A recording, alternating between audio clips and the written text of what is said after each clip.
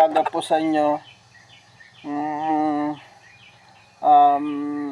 Gagawa po ng dustpan po. Ito po.